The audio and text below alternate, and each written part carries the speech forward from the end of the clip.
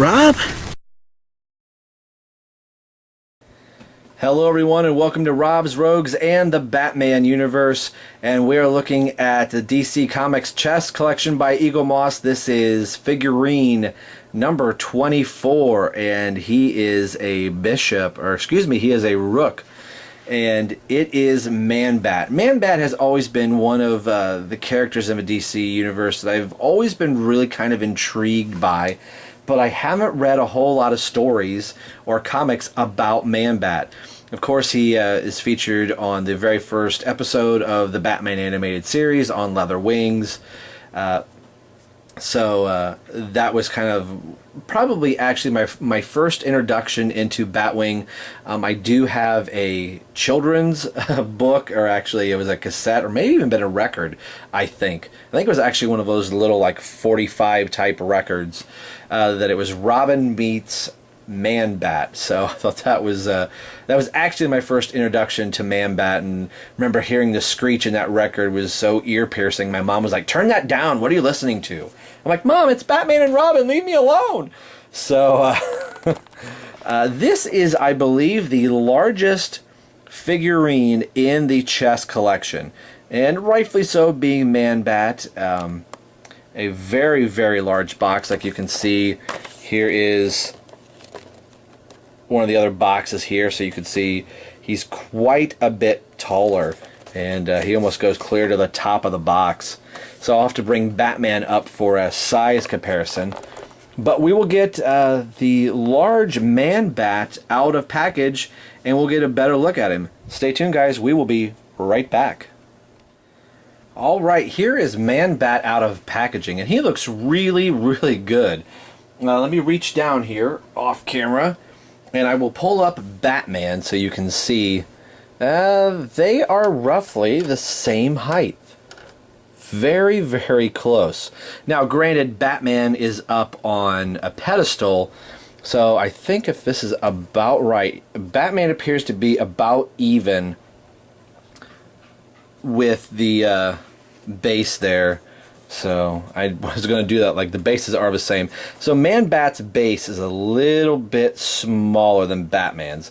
So if I bring it up to the right height here, as I thought I was going to be able to get it the right height by bringing Batman down. So their feet are about the right height, or the base part where Batman's foot is.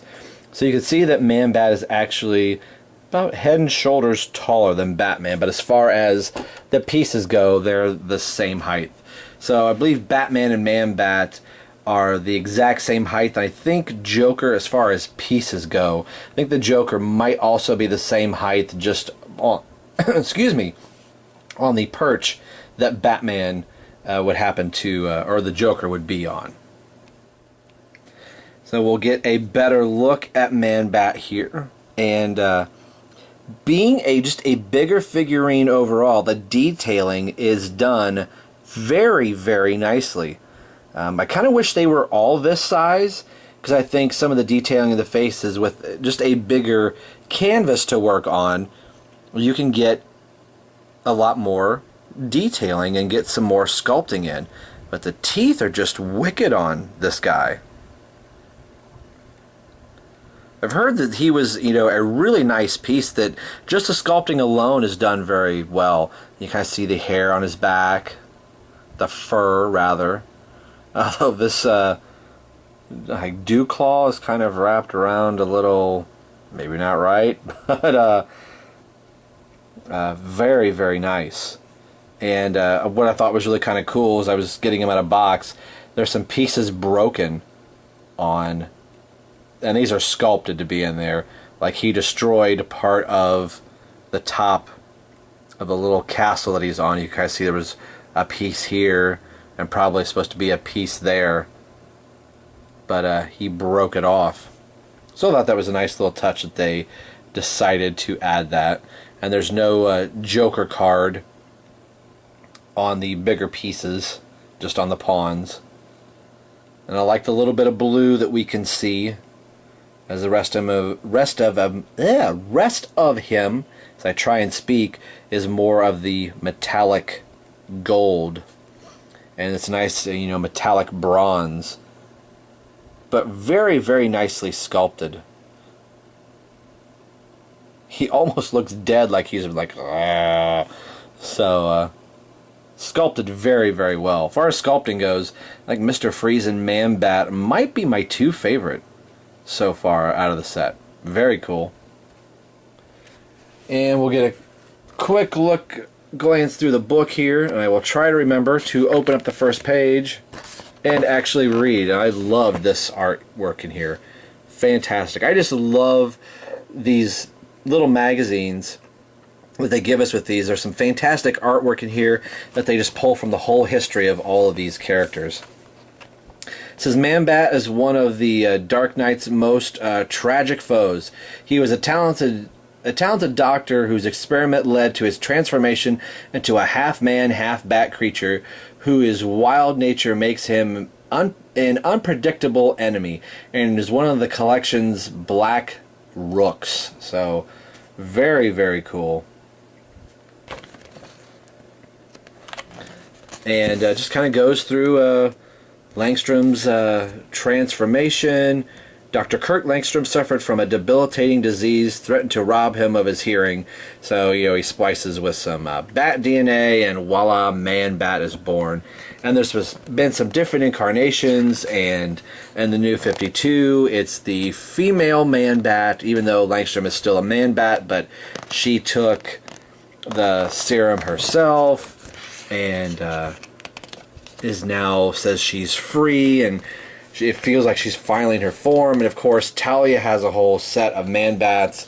So I like that these books kind of go through all of the history of the character, be it Golden Age, Silver Age, Bronze Age, New 52.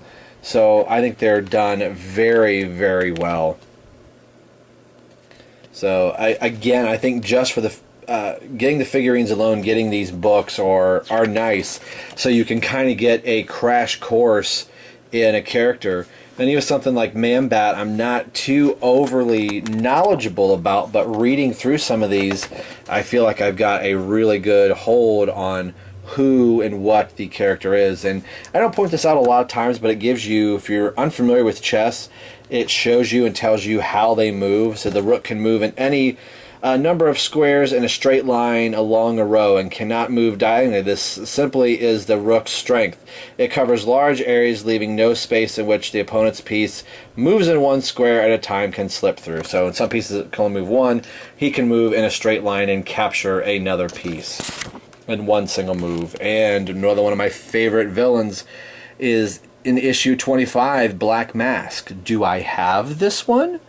We will have to see.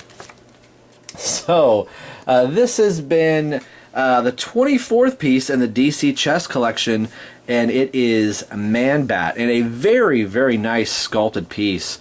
Again, this might not have been one I might have passed it if I was having to pay the $16 at my local comic shop that just happens to get some of these at random.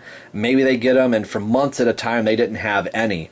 And then they had them in the back, and they said they had forgotten that they put them there, and were now just trying to get rid of them. So when I went in and they were marked down to 70%, I was like, sweet.